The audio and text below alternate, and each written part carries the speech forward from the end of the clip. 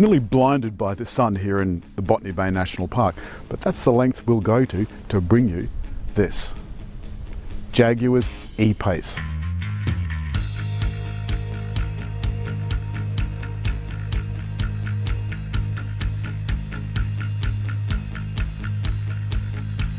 This is a mid-range but fairly low-spec model for $62,400. Like the rest of the Jaguars, it still has quite a lot of stuff in it, but most of the really cool stuff is an option, and expensive options at that.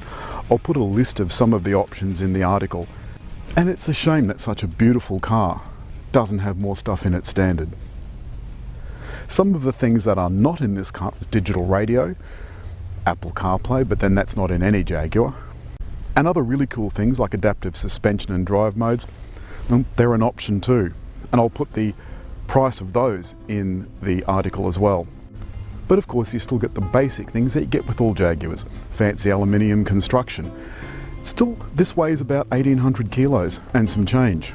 And that's quite a bit of heft. The range has 5 engines from the ignominious range. Ingenious range. Who? What now? Oh, sorry. Ingenium range. Ingenium range of engines. That's the one. Ingenium. Right. Ingenium. And this has a 9-speed auto, which can feel a bit dim-witted at times because, like most modern cars, this is trying to get into the highest possible gear as quickly as possible to use as little as fuel as possible. Jaguar says this gets a combined fuel consumption of 5.6 litres per 100 kilometres, but with mainly highway driving, this thing's sitting at about 7.7. I mean, that's not bad, but it's a long way from 5.6. I would imagine on a highway you'd probably get that 5.6 claimed fuel consumption. Because I'm a bit dim-witted and can't remember something from one minute to the next, I'm going to read some of the specs from this car. It's a 2-litre diesel engine. Remember, it's from the Ingenium range of engines with 132 kilowatts at 4,000 RPM. It does 430 Newton meters at a fairly low 1,750 RPM, and you really do notice that at takeoff.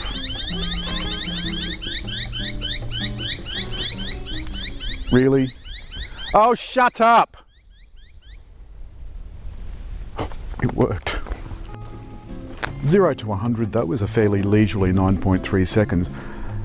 And it is leisurely. But remember, this car weighs from 1,843 kilograms, which is quite a lot to be hauled around by a 2-litre engine.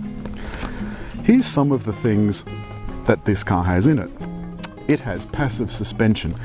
Now, passive suspension actually just means it doesn't have the fancy adaptive active suspension, what you and I would call shock absorbers and wishbone suspension. This car has LED headlights with signature daytime running lights, auto dimming, power fold heated door mirrors with approach lights, and the cute puddle lights with the mother and son Jaguars on it. I think that is just so cute. This also has a thing called summer tyres, which I presume you can't use in winter. 10-way electric folding seats with ebony grained leather light oyster stitch sports seats, an ebony interior, R-Dynamic branded leather steering wheel, auto dimming interior rear view mirror, and this car has a 5-star rating, so it has emergency braking, rear view camera, cruise control with speed limiter, drive condition monitor, lane keep assist, park assist and 360-degree parking aid, rear traffic monitor, and it also has a pyrometric alarm, so it looks after your pyrometrics. Navigation Pro, Pro services with Wi-Fi hotspot, 10-inch Touch Pro and Bluetooth connectivity. Now, a couple of the Jaguars we've had recently, the Bluetooth connectivity was great, but it simply wouldn't stream music. And Jaguar had promised me that with a flash upgrade of the system that it would all work. This one does work. I've been streaming music all day. In addition, this Jaguar has these 20-inch wheels for $2,740. It's a lot of money. The metallic Indus silver paint is an extra $1,370, and the ebony Morzine headlining is $400. The $62,400 base price of this car then increases to $66,910. Because this is a fairly low spec car and doesn't have a whole lot in the way of costly options. There is no smart key entry. You have to get the key out of your pocket, unlock it with the fob, get in, and then press the push button start. I find that really annoying. I'd rather have them both or none at all. The other thing about this car is, like all of these kind of sports coupe style vehicles, even though it's an SUV and it's supposed to have more space inside it, it doesn't. So this is the XE sized SUV. So there's F-pace and E-pace, and the E-pace is the XE size car, F-pace is the XF size car. This sloping rear hatch cuts out this much space that it would have if the rear window was slightly more upright, and you really notice that inside. With the car configured so that it completely unlocks all of the doors, it's got two-stage unlocking, which is really annoying, so you need to click it twice in order to unload everything.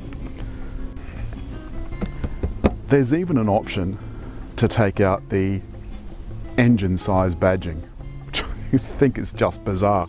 As you can see, this is an all-wheel drive. All E-paces are all-wheel drive, at least in Australia. You open up the manually operated tailgate, and the first thing you notice is this thing here is half of the parcel shelf inside, half of the parcel cover. There's the other half.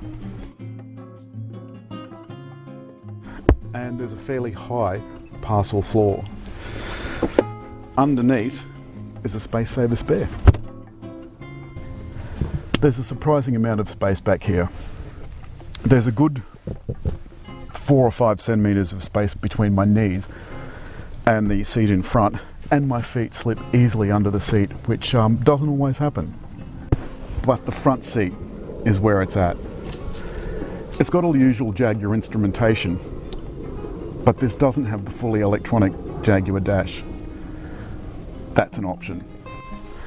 When you start the car, the Jaguar symbol comes up eventually. Writes Jaguar, and while the system initializes, you get this great photo of the Jaguar. Now, this sideways Jaguar is called the Leaper. The one on the front is called the Growler, believe it or not. Push it to start, and here's the infotainment system.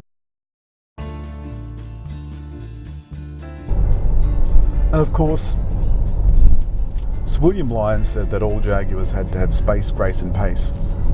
And this has space, despite the slightly compromised rear parcel area. And it has lots of grace. And in fact, the parcel area is an example of grace that is form over function. Jaguar E-pace does feel premium, but does it feel luxury? Certainly not in the same way that the Range Rover we had last week, the Range Rover Velar, feels. That does feel luxurious. I do like Jaguar interiors, and I particularly like the inbuilt Jesus grip, because there isn't one above any of the doors, so your passenger's going to have to hold on for grim death. However, you won't be going much off-road in this, despite the fact that this is all-wheel drive and it is an SUV. It isn't an off-roader. The low-profile tyres do clunk over bumps a bit. Most of the time the ride is great, but for those rare times when you encounter a bump in the road, they do clunk a little bit, and there's quite a bit of noise in the cabin when it does. I would opt for higher profile tyres that offer a little bit more cushioning. Now that we've stopped, the stop-start has stopped. When I lift my foot off the brake, the stop-start will start. Imagine how much strain that's putting on your starter motor. Something that used to happen once a journey now happens every time you stop. That's an expensive fix. So with that extensive list of very expensive options, you could turn your $61,000 car into an $80,000 car without blinking. If you had $80,000, what would you buy? You could even add more than that. Just the leather option alone on one of the lower models of E-pace is $8,200. Have a look at the list. I'm going to rate E-pace at 7.5 out of 10. I adore the looks. And as much as I like that sloping rear window, it takes out far too much of the luggage space to be really practical. So it's taking some of the practicality of being an SUV away from the fact that it's an SUV. I like all the engines. I like the interior.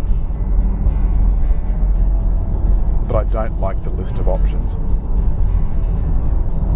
I realise that's where they make their money, and they're trying to give you as many options as possible to personalise your car. But it does seem that you're having to pay for, in one of these cars, a lot more for what you're getting in an inexpensive car for the same money. I love the drive, I love the steering, I love the brakes, I love the handling. But as with most SUVs, I just can't understand why anybody would buy an SUV over the similar station wagon or sedan, given that it's going to handle better. But for people that want an SUV and you want a premium model,